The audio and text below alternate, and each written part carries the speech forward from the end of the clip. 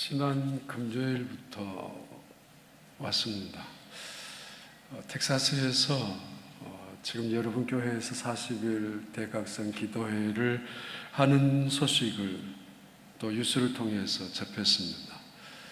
그 하나님의 놀라운 은혜의 자리에, 그리고 하나님의 그 크신 기적을 만드는 축복의 자리에 한 모퉁이지만은 참석할 수 있다는 사실이 저한테는 대단히 큰 기쁨이고 또 축복입니다. 동시에 한편으로는 대단히 무거운 마음이 있습니다. 혹시 잘못하면 이 귀한 기적의 현장에서 방해하지 않을까라는 무거운 부담감도 계속 있습니다. 그리고 정말 미주 지역에서 또 한국 포함한 모든 지역에서 많은 목회자들에게 롤 모델로 존경받고 흠모 대상인 이 목사님, 목회자로서 여기저기 눈치 보느라고 이 사람 저 사람 비유 맞춰주느라고 사실은 복음을 갖고 있는 사람들이랑 마땅히 해야 될 일들을 못할 때가 있습니다. 또 핑계로. 그러나 목사님 정말 누군가를 해야 되는, 아니 하나님의 사람이라면 반드시 해야 되는 그 동족에 관한 문제를 목숨을 걸고 열정적으로 일하시고 계십니다. 그러면서도 한치의 소홀함도 없이 목회하는 이 교회에 영적인 그 감성을 통하여 아주 탁월한, 사실 여러분 다 아실 것입니다만, 그러면서 매주 저도 설교를 듣습니다만 그 목사님의 은혜 넘치는 지성과 영성이 함께 터져 나오는 말씀을 통해서 은혜 받는 이 귀한 강단에 서 있는 기쁨이 저한테는 대단한 간증입니다. 그러면서도 동시에 굉장한 부담감입니다.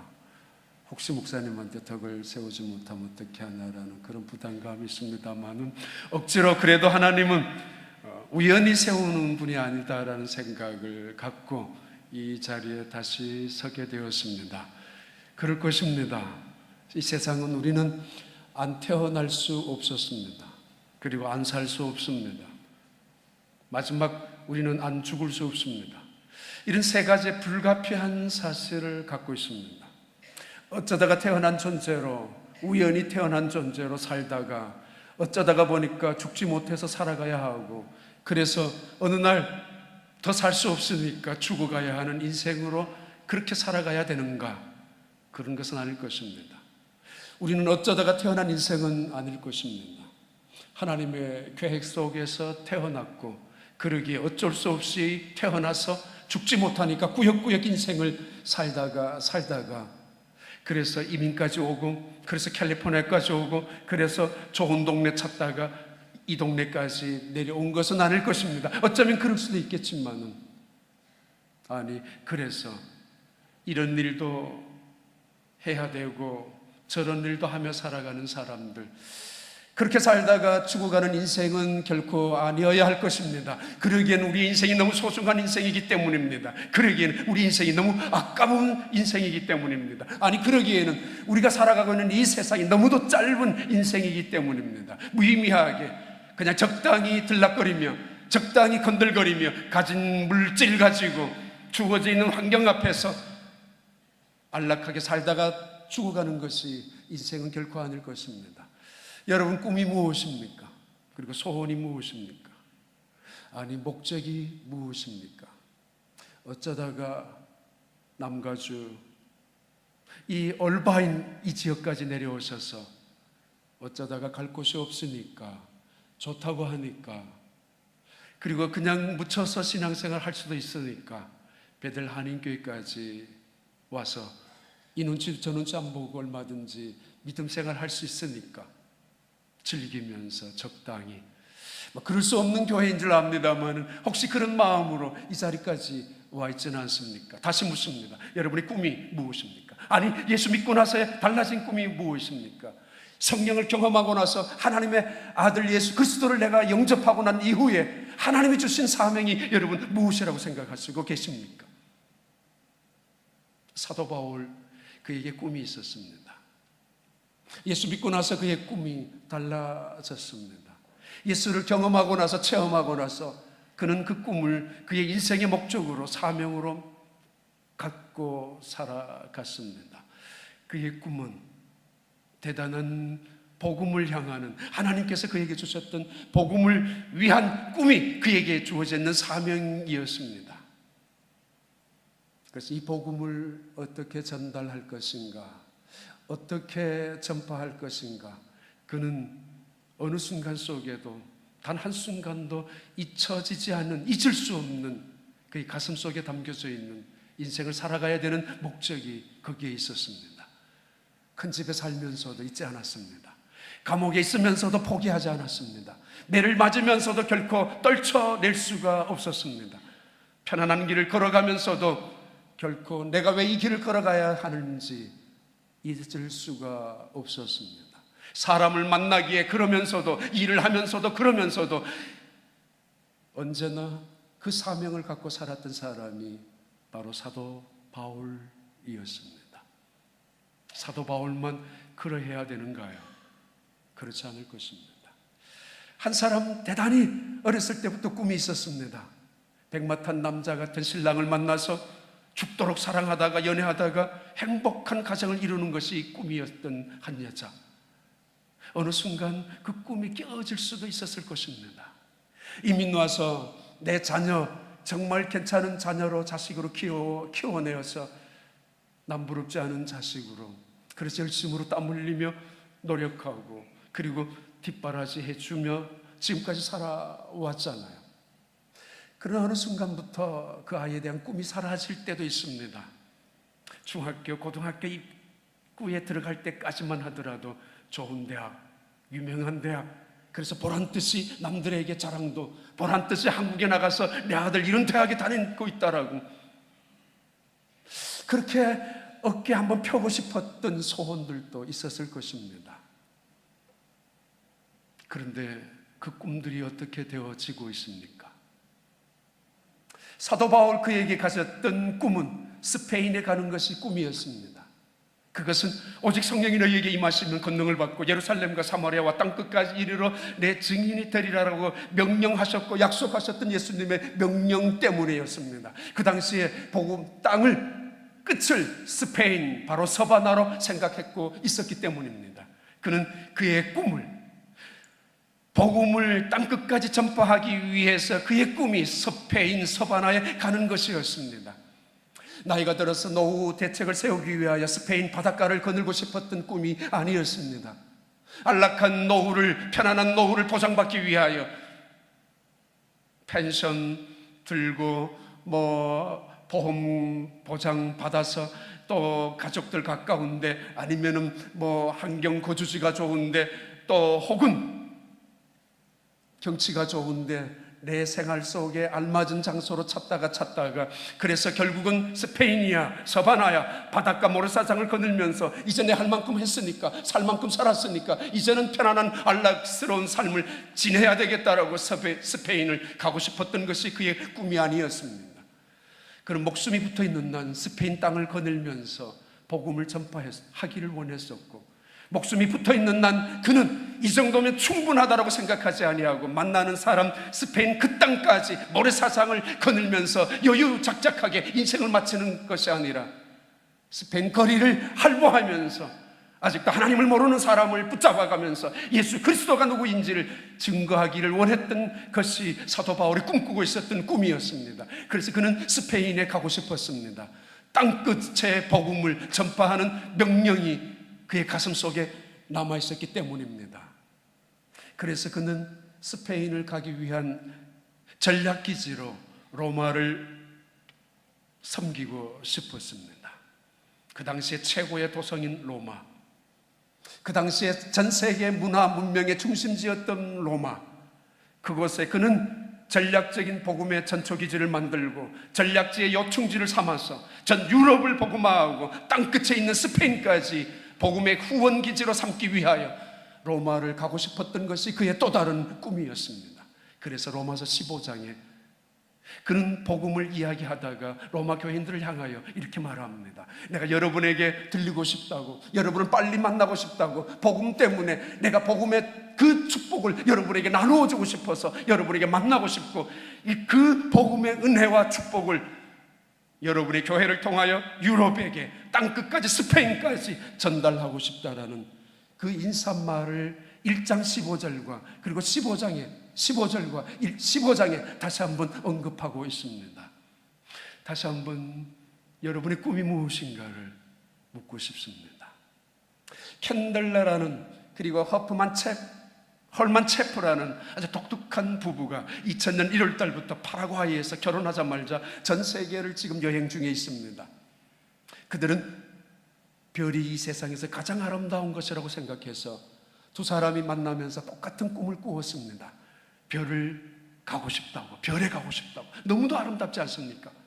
근데 어느 날 그 별이 보기에는 아름답지만은 이 별 중에 가장 아름다운 별이 지구가 이 세상에서 가장 아름답다는 것을 깨달았습니다. 강이 있는 별이 얼마나 있을까요? 어디 있을까요? 산이 있고 바다가 있는 별이 이 세상 어느 별이 있을까요?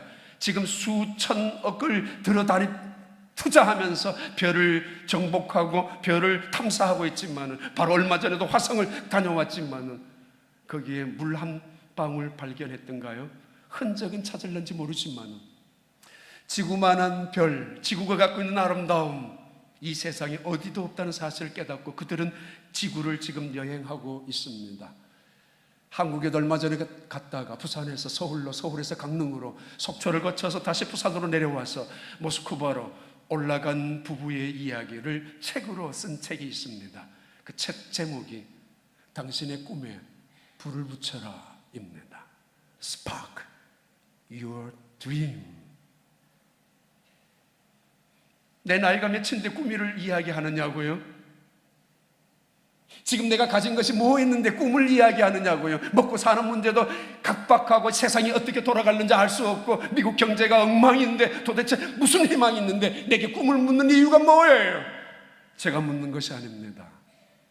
하나님이 여러분을 향하여, 이 세상에 여러분을 이 세상에 보내신 하나님이, 여러분에게 믿음을 주신 하나님께서 복음의 은혜가 무엇인지, 복음의 능력이 무엇인지를 깨닫게 하신 성령님께서 우리의 가슴을 두들기면서 물어오는 도전이고 질문입니다. 아니, 사명입니다. 여러분의 꿈이 무엇입니까? 여러분 교회에서 지금 일어나고 있는 대각성 기도의 운동을 통하여, 대각성의 성령의 불길을 통하여 여러분 다시 가슴속에 붙어있는 불이 무엇입니까? 예수 믿고 나서, 은혜를 받고 나서, 이 교회를 찾아오고 나서 다시 식어졌던 그 가슴 속에 이대로 살다가 끝나야지 뭐, 이 일하다 끝이지 뭐, 이제 은퇴하면 그만이야, 이제 편안한 교회에 만나서 이제 그렇게 사는 것이지 뭘 이제 와서 어떻게 하라고, 그러던 분들이 기도의 자리에서 다시 하나님이 내게 주신 식어버렸던 그 꿈을 다시 회복할 마음이 없습니까? 불을 붙여야 될 이유가 없다고 생각하십니까? 있을 것입니다.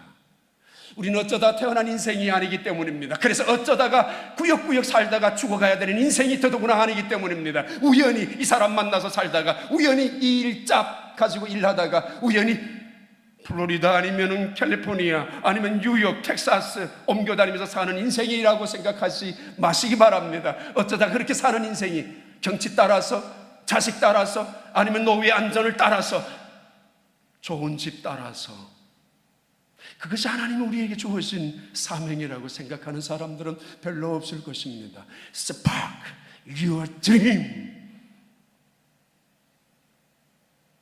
남은 인생이 얼마나 될는지 모르지만 지금 이 사도 바울은 하나님이 그에게 주신 사명을 가지고 스페인 그 서바나를 복음의 땅으로 만들고 싶었고, 그 땅을, 복음의 땅을 만들기 위하여 로마를 가고 싶었던 이 사도 바울, 그는 이렇게 고백한 적이 있습니다.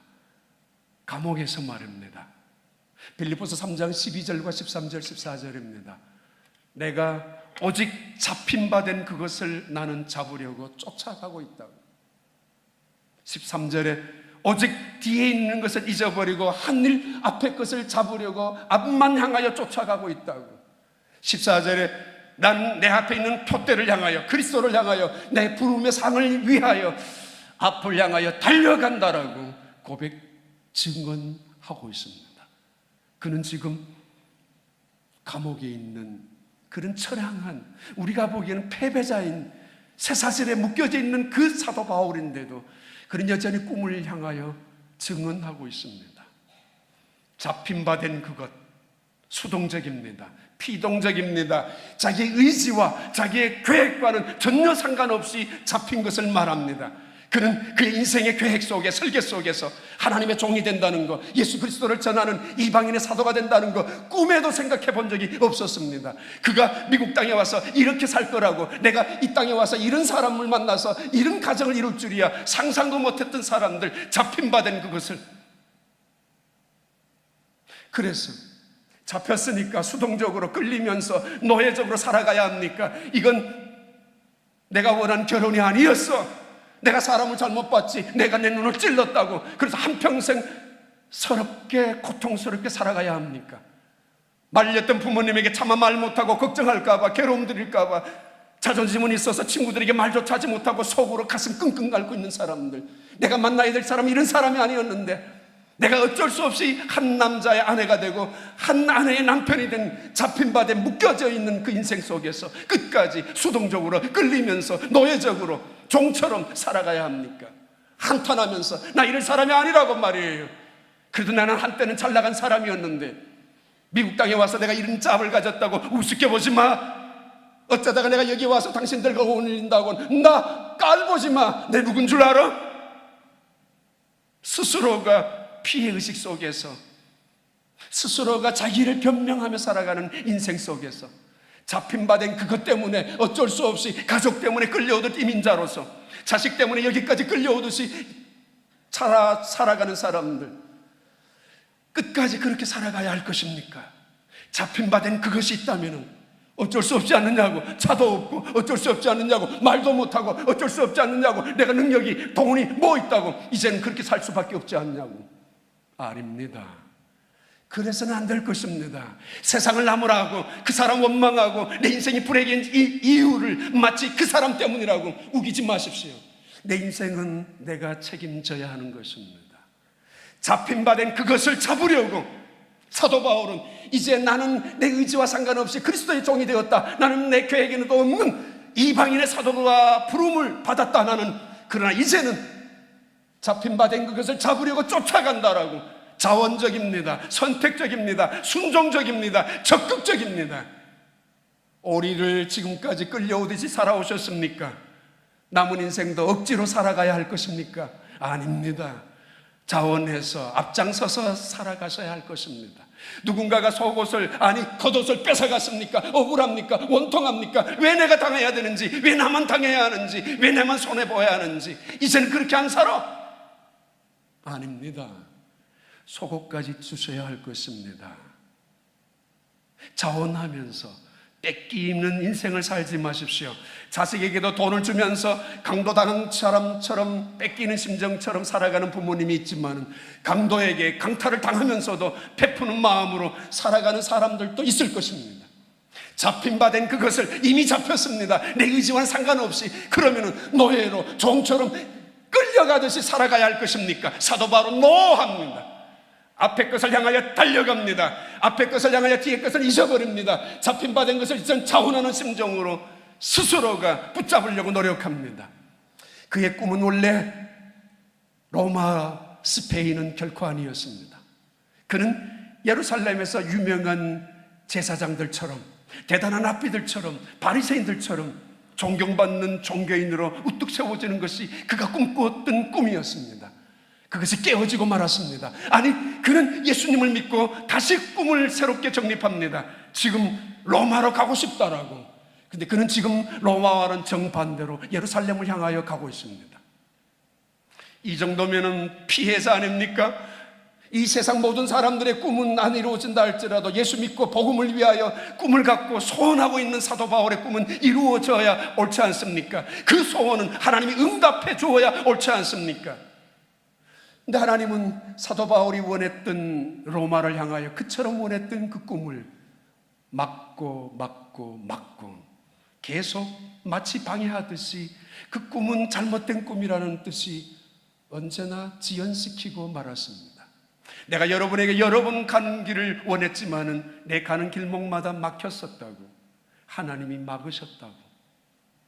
그쯤이면 예루살렘을 향하여 올라간다면 하나님은 원망할 수 있습니다. 하나님 왜 이러시냐고. 예루살렘을 향하여 되돌아가는 그 발걸음 무거울 수 있습니다. 왜 내 꿈은 이루어지지 않느냐고. 로마에 가서 하루빨리, 그것도 하나님의 복음을 위하여 꿈을 가졌는데, 그래서 불을 붙이고 있는데 그러지 않았습니다.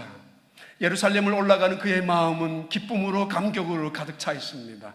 로마를 향하여 언제 갈는지 알 수 없지만은 그의 꿈과는 정반대의 길로 예루살렘을 향하여 올라가지만은 고린도 교회에 얻었던 연보를 향하여 예루살렘을 가지고 돕기를 위하여 가지만은 예루살렘을 섬기기를 원하면서 올라갑니다. 예루살렘을 섬기기를. 그의 꿈과는 상관없는 일이었습니다만은 어느 순간 깨닫고 보니까 그것이 해야 될 그의 일이었다는 사실을 알고 있습니다. 자식을 두고 있는 사람들, 꿈이 컸습니다. 대단한 유명한 학교에 보내고만 싶었던 그 꿈들 말입니다. 깨어졌습니다. 괜찮은 사람과 만나서 행복한 가정을 이루고 싶었습니다. 깨어졌습니다. 건강한 몸으로 남은 생에 정말 주님을 위하여 봉사하고 싶었는데 어느 날 느닷없이 찾아온, 어느 날 느닷없이 묻어진 내 건강 앞에서 절망할 수도 있습니다. 깨어지고 말았습니다.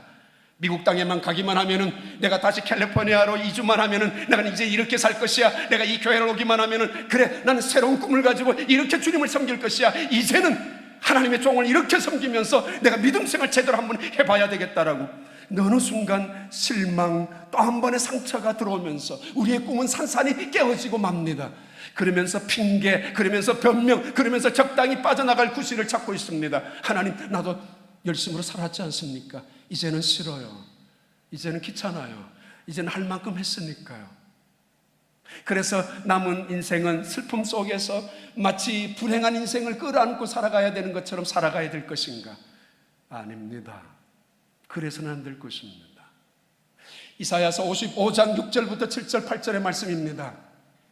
너희는 여호와를 만날 만할 때 찾으라. 그가 가까이 계실 때 그를 부르라. 언제나 우리 인생이 이 땅에 머물러 있다고 생각하지 마십시오. 언제나 내 건강이, 내 눈으로, 내 발걸음으로 하나님의 성전을, 하나님의 성경을 마음껏 읽고 들을 수 있는 시간이 있다라고 착각하지도 마십시오. 가까이 계실 때 그를 불러야 할 것입니다. 만나야 할 때 그를 찾아야 할 것입니다. 지금 여러분 교회에서 일어나는 40일 대각성 기도회 속에서 여러분 그 하나님을 만나야서야 할 것입니다.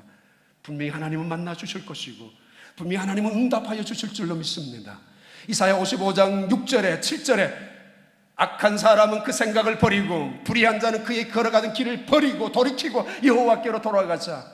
그가 우리를 긍휼히 베푸시리라. 그가 우리를 널리 용서하시리라 약속하셨습니다. 그리고 8절에 너희 생각과 내 생각이 다르면 너희 길과 내 길이 달라서 하늘이 땅보다 높은 같이 내 길은 높은 데 있으며 내 생각은 높은 데 있다라고. 언제나 내 생각만 이루어진다고 다 축복이 아닐 수 있습니다. 때로는 그것이 화를 자초할 수 있을 것입니다.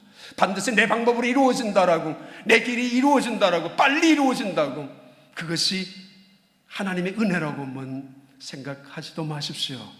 때로는 깨어진 꿈이 있을 수 있고 때로는 돌려 인도하시는 하나님의 생각과 하나님의 길이, 나의 생각과 나의 방법이 다를 수 있습니다. 실망하지 마십시오. 포기하지 마십시오. 깨어진 꿈 앞에서 내 인생은 끝이다라고 절망하지 마십시오.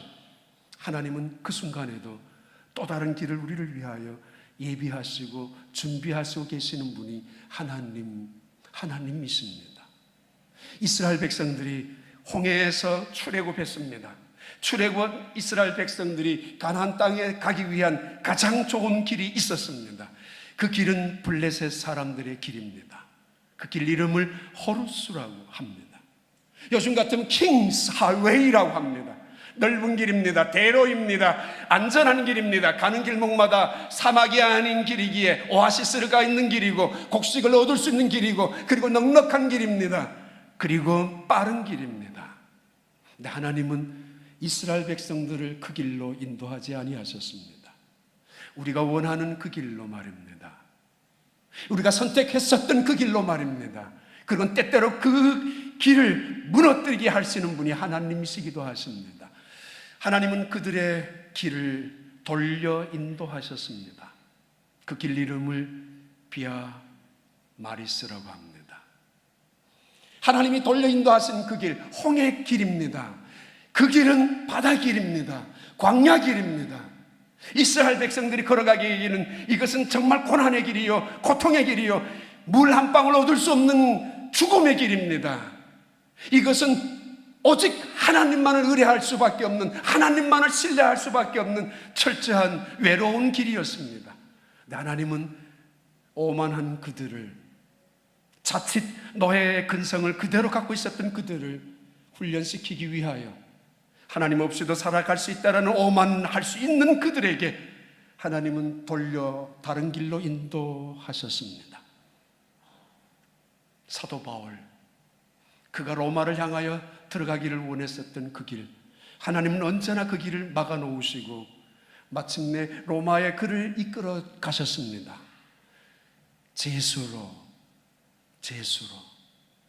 제수의 복을 입힌 채로, 손에 쇠사슬과 발에 쇠사슬을 묶어놓은 채로 그를 로마에 입성시키셨습니다.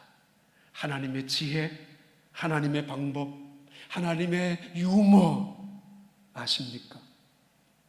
사도 바울은 솔직히 말하면 자유자로서 당당하게 복음을 붙잡고 십자가의 능력을 그 로마의 한 도성의 한복판에서 마음껏 할보하면서 외치고 싶었습니다.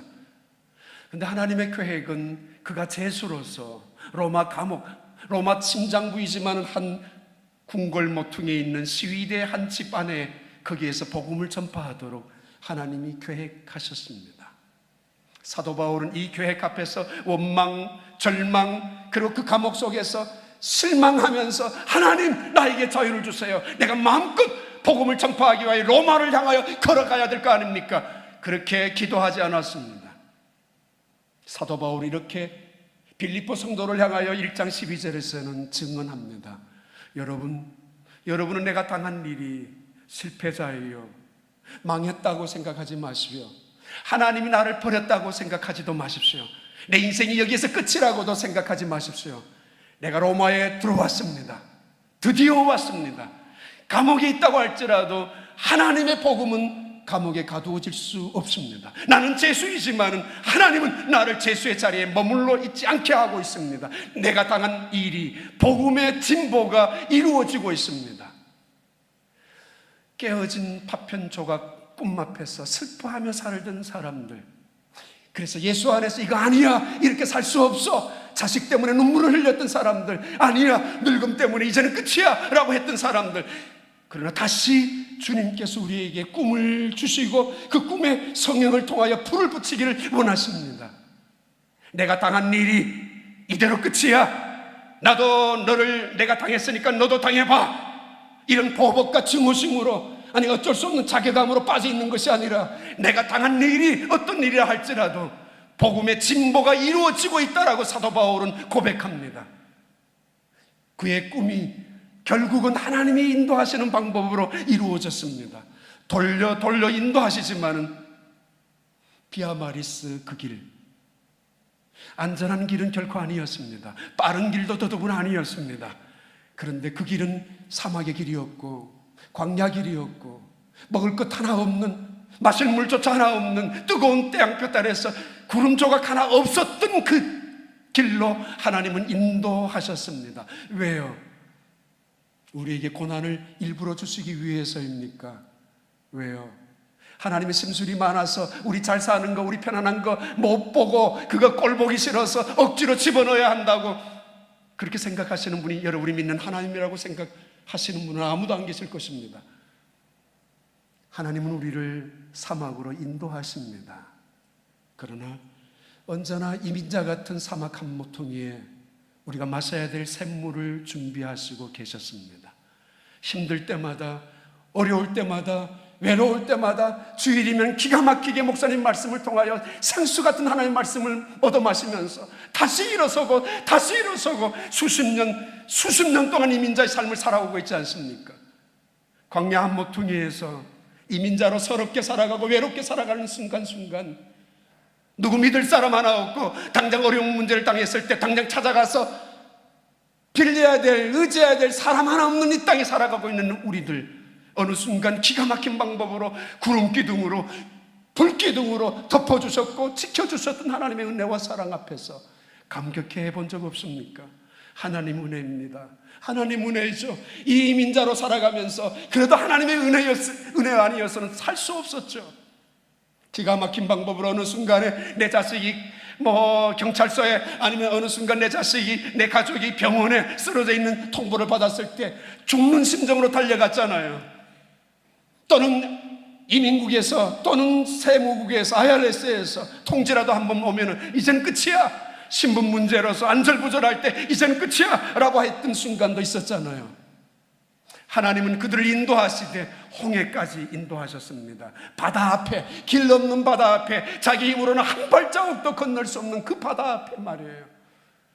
근데 하나님을 아십니까? 하나님을 믿으십니까? 바다 밑에도 육지 같은 길을 준비하시고 계신다는 사실을, 바닷물도 갈라놓으시고 이스라엘 백성들을 건너게 하실 수 있는 전능자, 지혜자라는 사실을, 얼마나 나를 향하여 신실하신 하나님이라는 사실을 믿고 있습니까? 그 아들을 십자가에 아끼지 아니하시고 우리를 주신 그 하나님, 그 어떤 것도 우리에게 선물로 주시지 않겠느냐, 그 하나님을 여러분 얼마나 신뢰하고 얼마나 찬양하고 믿고 있습니까? 깨어진 꿈 앞에서 앞으로도 슬퍼하며 살 것인가, 아니면 이대로 인생은 끝이라고 생각하며 살아갈 것인가, 내 기도의 응답이 늦어진다고, 하나님의 말씀이 지연된다고 내 꿈과는 상관없는 다른 곳으로 옮겨지고 있더라고, 내 자식은 점점점 멀어가고 있는데, 내 가족의 아픔이 있고 내 직장과 내 사업장에 어려운 문제가 계속 부딪히고 있다면 여러분 어떻게 하실 생각이십니까? 경기가 좋아질 때까지 기다려야 할 것입니까? 아니면 다시 한국으로 나가고 싶습니까? 그럴 수도 없잖아요. 우리는 어정쩡한 어중간한 이민자의 삶 속에 머물러 있는 사람들입니다. 한국 가면은 미국 그립고, 미국 오면 다시 한국 그리운, 이것도 저것도 아닌 한국 사람도 미국 사람도 아닌 불쌍한 나그네들 아닙니까? 그렇지 않습니다. 하나님은 우리에게 뜻이 계셔서 이 미국 땅에 보내주셨고, 이 미국 땅에서 하나님의 특별한 목적이 계셔서 여러분의 발걸음을 베델하는 교회에 인도하여 주셨고, 그리고 하나님의 특별한 사명 때문에 여러분의 교회에 지금 기도, 영적인 대각성 기도회를 일으켜 세워주셔서 여러분의 가슴에 불을 붙이고 계신다는 사실을 믿게 되기를 바랍니다. 그 가슴 속에 꿈에 불을 붙이시고 여러분의 가정에, 이 땅에, 온 세계에 놀라운 하나님의 부흥의 축복의 은혜의 불길을 붙여나가는 여러분의 모든 교회 성도들이 되시기를 주님의 이름으로 축복합니다. 기도하겠습니다. 하나님 아버지, 어쩌다가 보니 여기 와서 살고, 어쩌다가 보니 우연히 이 땅에서 이 사람들과 어울리고 때로는 이런 일까지 하고 있는 저희들입니다만, 하나님의 뜻이 계신 줄 믿습니다. 깨닫게 하여 주옵소서. 하나님께서 우리에게 주신 사명이 있는 줄 믿습니다. 확인하게 하여 주옵소서. 그래서 다시 한번 우리의 가슴 속에 꿈에 불을 붙여서 남은 인생을 어쩔 수 없이 살다가 죽음만을 기다리는 채로 인생을 끝내는 불쌍한 인생이 아니라 사명 붙잡고 살다가 복음 위하여 살다가 주님 부르시는 그날 하나님 앞에 가는 축복의 성도들이 되도록 은혜를 베풀어 주시옵소서. 예수님 이름으로 기도하옵나이다.